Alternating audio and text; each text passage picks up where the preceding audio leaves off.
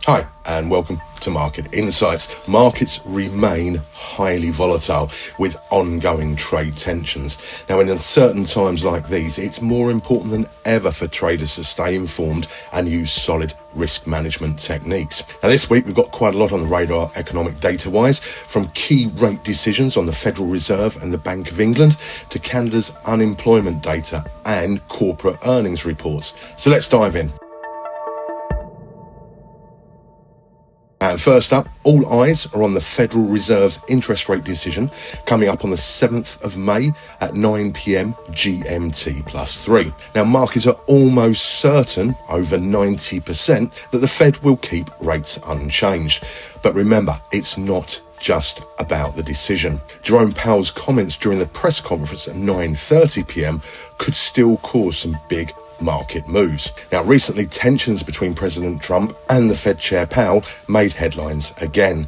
Trump claimed he knows much more than Powell about interest rates, echoing past criticism that once sent the S&P 500 down 2.4%, the Dow Jones down 2.8%, Nasdaq 2.9%, and pushed the US dollar index down 1%. Still, Fed is focused on data and not politics. They're staying cautious due to economic uncertainty, partly from Trump's tariff policies, strong jobs data, and ongoing inflation concerns. Now, in March, the Fed left rates unchanged at 4.25 to 4.5%. Remember, that's how the United States does it, a 0.25% range, but their comments were seen as hints at possible future cuts. That sparked a bit of optimism, with the Dow Jones rising over 400 points.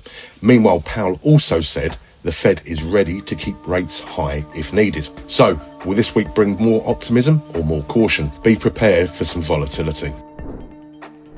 So next, we turn to the Bank of England, which will make its rate announcement on the 8th of May at 2 p.m. GMT plus 3. Analysts predict a 0.25% 25 basis points rate cut, but traders will be watching the MPC votes and the Bank of England's forward guidance to see if more cuts are likely. Now, if the Bank of England signals more easing ahead, the British pound could weaken, while the UK stock market might benefit. The Bank of England faces a tough choice at the moment: fight inflation or support growth amid global recession fears. There's a lot of concern about the UK economy in 2025. Bank of England Governor Andrew Bailey recently warned that global trade disruptions, even if not directly hitting the UK, could still impact Britain due to its open economy. The Office for Budget Responsibility cut the GDP forecast for the UK to 1%, and the IMF also downgraded its outlook to 1.1%.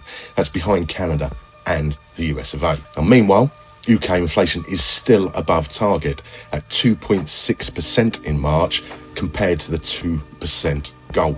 The market will wait for clues from the central bank to evaluate how UK markets may behave, but again, we could be in for some volatility.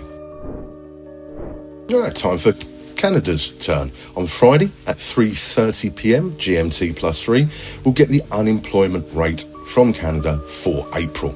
Now, despite softening tariff threats compared to what was initially expected, Canada's economic outlook is worsening. A new report from Oxford Economics warns that the country may face a deeper recession. Ongoing uncertainties are likely to reduce consumer spending and business investment, pushing unemployment higher and even potentially causing a brief period of disinflation. Now, in March, the unemployment rate rose to 6.7% after the economy lost 33,000 jobs. That's the largest drop in employment since January 2022. And it came as a bit of a surprise, with economists expecting a 10,000 job gain. As a result, the Canadian dollar weakened against other major currencies. So it's fair to say we could expect more Canadian dollar volatility this week. Again, risk management techniques should be at the forefront of your mind. Okay, and finally, on top of all this economic data, we have, of course, got corporate earnings statements. So keep an eye on those earnings reports from the major companies.